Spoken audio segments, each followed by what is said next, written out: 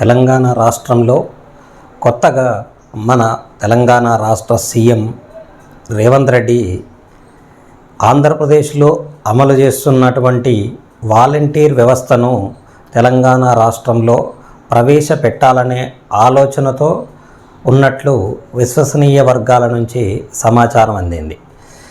ఈ విశ్వసనీయ వర్గాల సమాచారం ఆధారంగా ఈ వాలంటీర్ వ్యవస్థ అనేది ప్రతి 50 కుటుంబాలకు ఒక వ్యక్తి లెక్కన నిర్ణయించడం జరిగింది. అంతేకాకుండా ఈ వాలంటీర్ వ్యవస్థకు ఒక పేరు కూడా అనుకుంటున్నారు. ఆ పేరు ఏంటంటే ఇందిరమ్మ కమిటీలుగా వాలంటీర్ వ్యవస్థకు ఒక పేరు నిర్ణయించడం జరిగింది.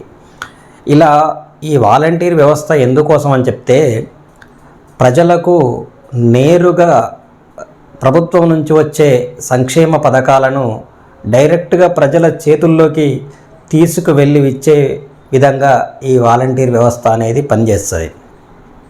ప్రభుత్వానికి ప్రజలకు మధ్య వారధుల లాంటి వాళ్ళు ఈ వాలంటీర్లు.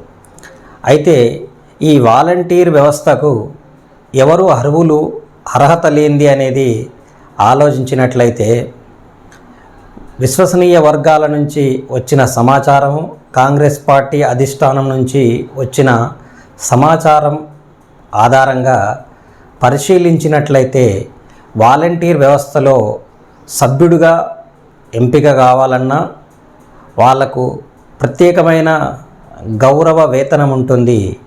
అందుకోసము వాలంటీర్ వ్యవస్థకు ఎటువంటి ఎగ్జామ్స్ కండక్ట్ చేయకుండా కేవలము వాలంటీర్ వ్యవస్థను 10వ తరగతి పాస్ అయి కొన్ని అర్హతలు ఉండాలి, కాంగ్రెస్ పార్టీకి సానుకూలంగా ఉండాలి, స్థానికుడై ఉండాలి.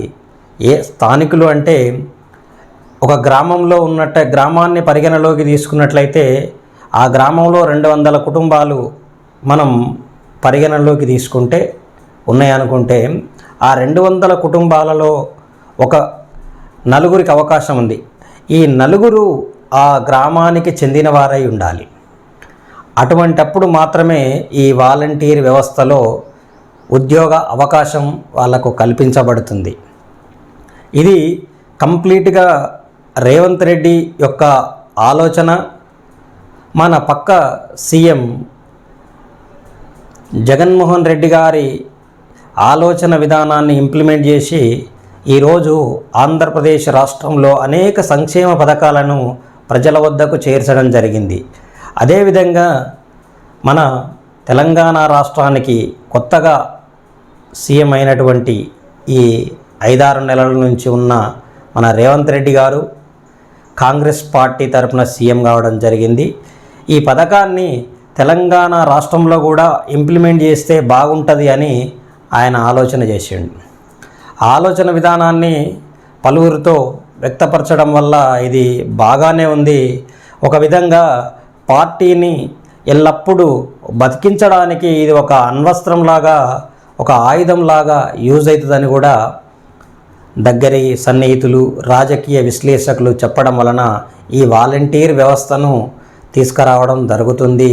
అతి తొందరలోనే తెలంగాణ రాష్ట్రంలో వాలంటీర్ వ్యవస్థ అనేది తప్పకుండా తెలంగాణ రాష్ట్రంలో రాబోతుంది.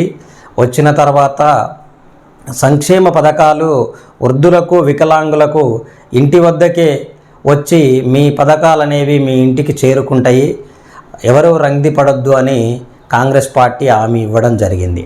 కానీ కాంగ్రెస్ పార్టీ వాలంటీర్లలో ఎంత నిబద్ధత, ఎంత నియమాలు ఉంటాయని మనం మున్ముందు చూడవచ్చు. వ్యవస్థ వచ్చిన తర్వాత ఆలోచించి పునరాలోచించి మళ్ళీ ఈ విషయం గురించి పూర్తిగా విశ్లేషణ చేసుకుందాము.